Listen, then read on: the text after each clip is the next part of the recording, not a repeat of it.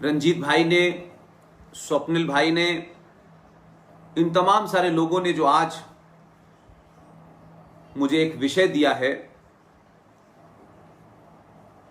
वर्तमान भारत में जो राष्ट्र के सामने चुनौतियां हैं उसमें युवाओं का क्या दायित्व होना चाहिए, क्या जिम्मेदारी होनी चाहिए, क्या उनकी ड्यूटी होनी चाहिए।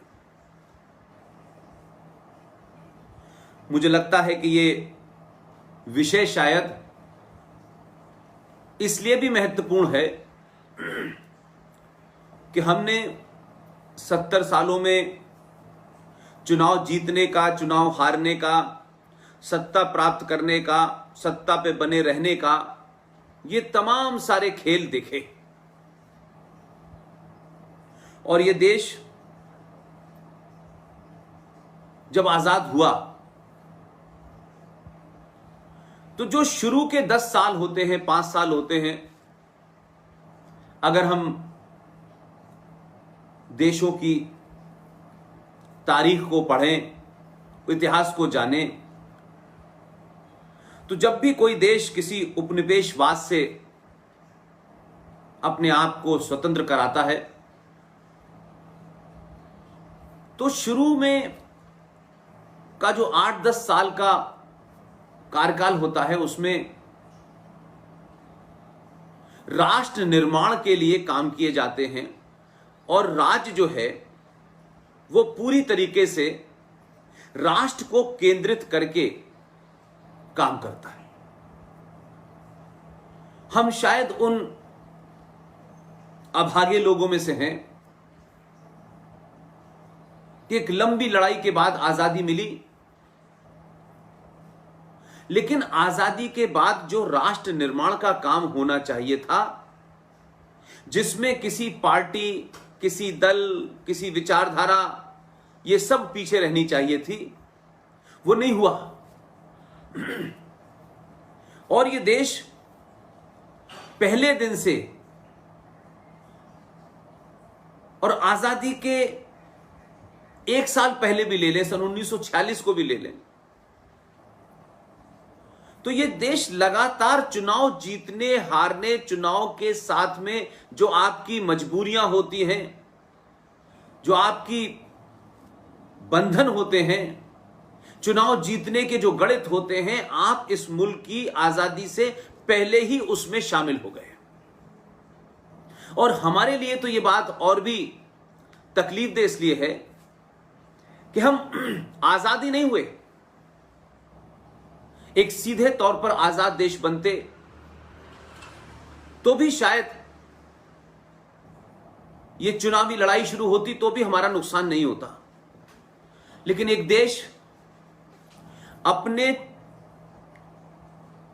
आजादी से पहले ही विचारधाराओं के क्लैश में फंसा हो, पार्टियों के मैनिफेस्टो में फंस गया हो, और आजादी मिली जिस वक्त आजादी की जश्न मनाया जा रहा था, और इस आजादी को लेकर के देश भर में एक आर्टिफिशियल माहौल बनाया जा रहा था। उस वक्त हिंदुस्तान में, खासतौर से बंगाल में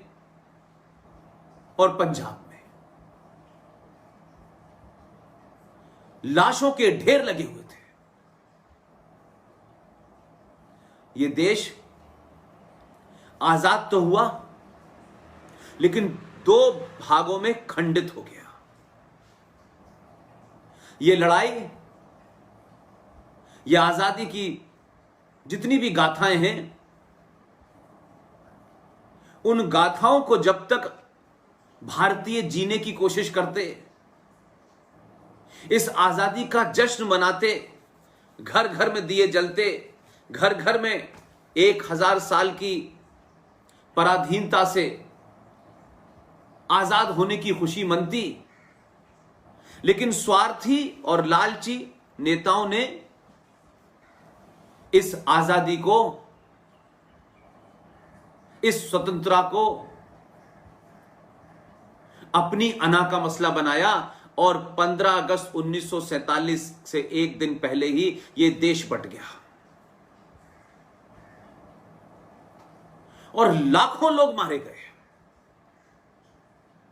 या नहीं, 15 अगस्त को जिस वक्त देश के विजनरी प्रधानमंत्री, जिनको आजादी मिलने से पहले ही अंग्रेजों ने ट्रांसफर ऑफ पावर के तहत अपॉइंट कर दिया था, नॉमिनेट कर दिया था, सत्ता पे बैठने की जल्दबाजी और फिर सत्ता में बने रहने की चाहने, जब लोगों के घर में आग लगी हुई थी, लाशें बिछी हुई थी, तब दिल्ली के अंदर सत्ता प्राप्त करने की चाह में जिन लोगों ने ट्रांसफर ऑफ पावर को मान लिया था, वो लोग यहां एक बड़ा विजनरी भाषण दे रहे थे और उस भाषण के तहत देश को बताया जा रहा था कि देश में बड़ा उल्लास है। लाखों करोड़ों घरों के अंदर मातम छाया हुआ था।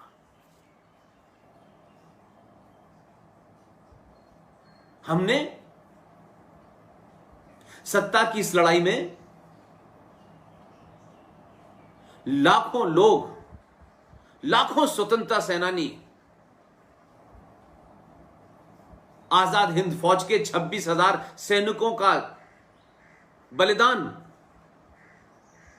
करोड़ों अनगिनत बेनामी लोग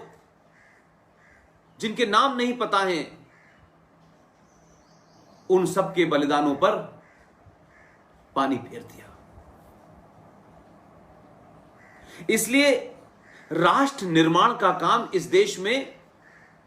राज्य ने तय करा और शायद यही वजह है कि 70 सालों में हमारा संविधान, हमारी संसद, हमारी चुनाव प्रणाली, हमारी व्यवस्था, ये तमाम संगठन, ये तमाम संस्थान सब धीरे धीरे एक एक करके अपनी जमीन खोने लगे। आज भारत आजाद तो है, लेकिन इस आजादी के अंदर भी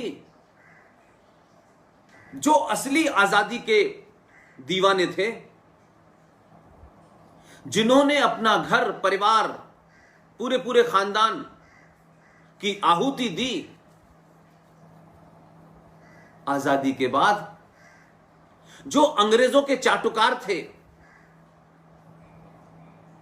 जिन्हें उस वक्त की सत्ता से टकराना चाहिए था, वो टकराए नहीं, उन्होंने तलवे चाटे। इसलिए जो हमारे आइडियल बनने चाहिए थे, जिनसे हमें प्रेरणा मिलनी चाहिए थी, जो हमारे आदर्श बनने चाहिए थे, उन सब की तस्वीर, उन सब का इतिहास दबाने की कोशिश में ये आजाद भारत के सत्ता पे बैठने वाले लोगों ने काम शुरू कर दिया। दिखाने को तो बहुत कहा गया कि बड़े दिल के लोग हैं, लेकिन जब बौने लोग बड़े होने की कोशिश करते हैं तो वो अपने इतिहास को बताने के लिए असली इतिहास को दबा देते हैं और 1000 साल की गुलामी की वजह से जनमानस हताशा में और निराशा में था। जिस मकसद के लिए आजादी ली गई थी, उस मकसद का पहले दिन ही यह मकसद डिफीट होता नजर आया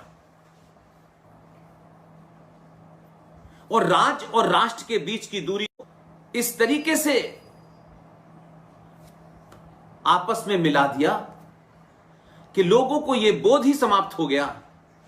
राष्ट्र क्या है और राज्य क्या है। राष्ट्र की आकांक्षा क्या है, अपेक्षाएं क्या हैं, उसके एम्बिशंस क्या हैं,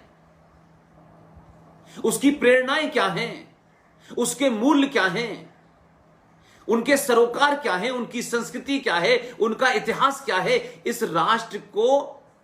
नहीं बताया गया, क्योंकि राज्य ने राष्ट्र को ही सब कुछ समझ करके राष्ट्र की अवहेलना की। इसलिए आज भी इस तथाकथित आजादी और तमाम विचारधाराओं की सरकारों के बावजूद भी आज भी यह देश अपनी पहचान के लिए 70 सालों से लड़ रहा है। और आप ट्रेजेडी देखिए कि हम अपनी पहचान को भूल करके एक ऐसी संस्कृति को, एक ऐसे इतिहास को जो हमारे गौरवशाली हजारों साल की सभ्यता को, संस्कारों को कुंठित करता हो, उनको हमें महान बता करके जगह जगह उनकी मूर्तियां, जगह जगह उनकी तस्वीरें, जगह जगह उनके गुणगान, जो नहीं थे उसका भी गुणगान किया गया और इतने बड़े बड़े झूठ बोले, क्योंकि राज सत्ता राष्ट्र के ऊपर इतनी हावी हो गई पहले दिन से, जिसके कारण हमें कई झूठ बोले और राष्ट्र के पुरुषार्थ को कैसे समाप्त किया जाए, क्योंकि हमने आजादी के बाद या ट्रांसफर ऑफ पावर के बाद राज करने का तरीका वही रखा जो अंग्रेजों का था। और तो और जो पार्टी ये क्लेम करती है कि इस आजादी दिलाने में सबसे ज्यादा उन्हीं का कंट्रीब्यूशन है, जबकि मैं ये मानता हूं आज वो पार्टी अपने असली रूप में 70 सालों के बाद देखने को मिलती है कि ये पार्टी नहीं थी, इस पे पहले दिन से किसी परिवार का कब्जा था और परिवार की चाह और परिवार की सोच और परिवार की चाहत ही राष्ट्र की चाहत बना दी गई।